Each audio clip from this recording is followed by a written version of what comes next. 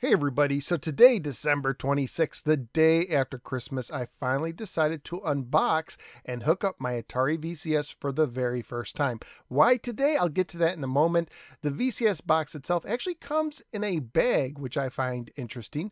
The sides have some decent art. The back is fairly clean and basic.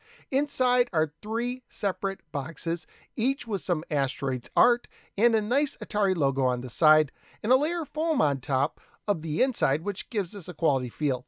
Each box also has a quick start info kind of guide on the side when you open it up, and a QR code, I assume, for further information. There are no user manuals in the boxes. Box 1 has the classic controller and a cable. Box 2 has the modern controller and a cable. And Box 3 has the Onyx base unit, power brick, power cable, HDMI cable, and 2 flyers, one to contact support if you have any problems, and another advertising and stream arcade. The Onyx unit is nice and sleek, although I would have preferred wood grain, which wasn't in my price range when I bought this. Overall, the controllers and the unit have some weight to them and a quality feel. Next, I actually hooked it up to my TV and stream setup with the modern controller, which was fairly easy to do, and turned it on.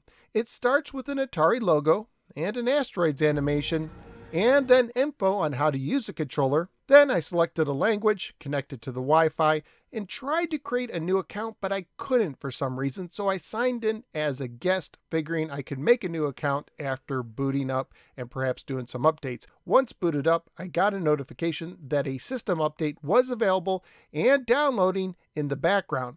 I looked around a little bit and found the update for the update, which seemed to be stuck at 80% for a while, but eventually it hit 100%, so it was time to restart. So the Atari logo comes back on, and then a black screen that lasted about 10 minutes, not responding to the controller or anything else until finally the Asteroids animation played again. Then after I selected my language again, it said an update was available and applied it and restarted yet again. After the restart, this basically happened another time, but this time a new update screen appeared that took about 1 minute to update and restart one more time. Finally, no more updates were found and I was able to make a new account. I wanted NSG, but since the name needs at least 4 characters, I went with the futuristic sounding name of NSG 2000. When I returned to the dashboard, I saw a notice of a firmware update for my controller, which soon stopped working, so I restarted the system and then was able to update the controller. Now, the whole reason why I chose today was the last day to get Atari 50 for the VCS for $10 off. So I went to the store, I entered my payment info, and I bought the game. But once the payment went through, I was stuck on this screen. I went to the Atari Discord and asked if this was normal, perhaps like the game is downloading in the background and it's going to be frozen until it's done or something like that. But this was not normal, and also I'm not the first person apparently on the Discord who this has happened to. So I restarted the system and voila, I was able to start to download. Over my Wi-Fi, it took about 25 minutes to download, this being the largest game ever released for the VCS, and another 5 minutes to install. All in all, I'd say my goal to hook up the VCS, set it up, update it, and buy and download Atari 50 took roughly maybe an hour, maybe a little bit more. I do wish the process was more streamlined and the system didn't need to restart so many times. I'd say in total it was like 5, 6, or 7 restarts that I went through.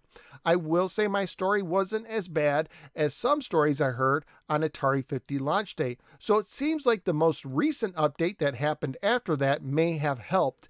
And both David and Ashley from Atari seem to be very quick to respond on the Discord server if you have any issues.